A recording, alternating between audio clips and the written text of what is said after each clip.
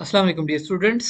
Chapter number 6 the man who was hospital, इसके MCQs जो कि पास्ट पेपर्स में रिपीट हुए हैं उनको हम देखेंगे। तो सबसे पहला सेंटेंस है, it seemed somehow to be a sort of slight.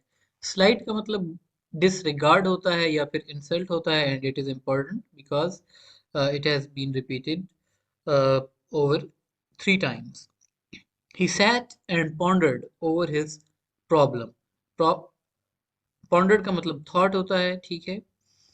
I plodded conscientiously through the 26 letters, ठीक है। Conscientiously मतलब faithfully.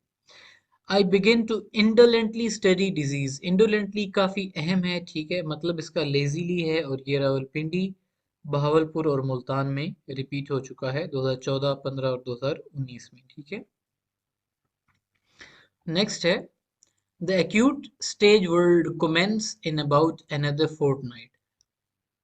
Commence का मतलब होता है start, ठीक है, इसका आगाज होना। What an acquisition I should be to the class. Acquisition, acquisition का मतलब worth acquiring लिखा हुआ है, ठीक है। और ये एजेके और डीजी खान में 2019 में रिपीट हो चुका है। अच्छा, इस बात को ज़हन में रखना है कि एक वर्ड के मल्टीपल सिनोनिम्स होते हैं, ठीक है। तो जो यहाँ पे लिखे हुए हैं ये वो हैं जो कि पेपर्स में आए, लेकिन इसके अलावा कुछ और भी वर्ड्स हो सकते हैं, ठीक है। तो एक्विजिशन के जैसे सिनोनिम्स हैं, तो इनको आपने गूगल से थिसारस पे जाके इसके मल्टीपल जो और सिनोनिम्स हैं उनको भी आपने नज़र मार लेनी है, ठीक है। The acute stage of the disease was about to come. Acute का मतलब इंटेंस होता है। Gout was in its malignant form. Malignant का मतलब हार्मफुल या फिर बैड शेप, और ये लाहौर और मुल्तान में 2017 में आया था। इसके बाद हम देखते हैं sentence number 9। He thought he was suffering from liver disease in its virulent. Virulent का मतलब strong, ठीक है।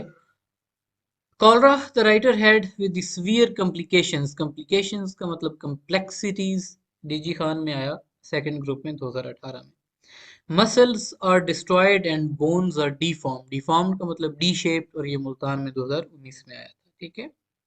अब हम मूव करेंगे चैप्टर नंबर 7 की जानिब।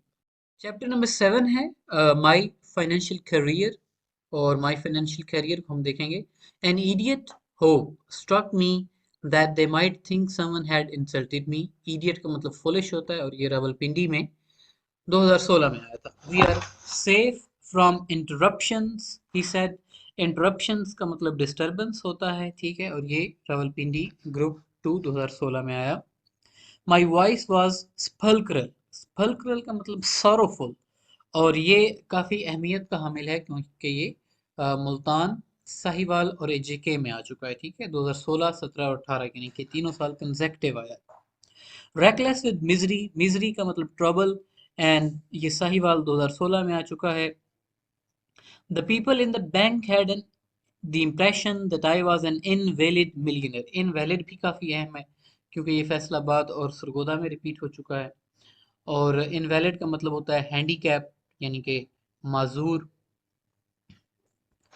The manager was a grave calm man. Grave का मतलब सीरियस है, ठीक है, और ये भी बहावलपुर और सरगोदा में 2017 में आ चुका है।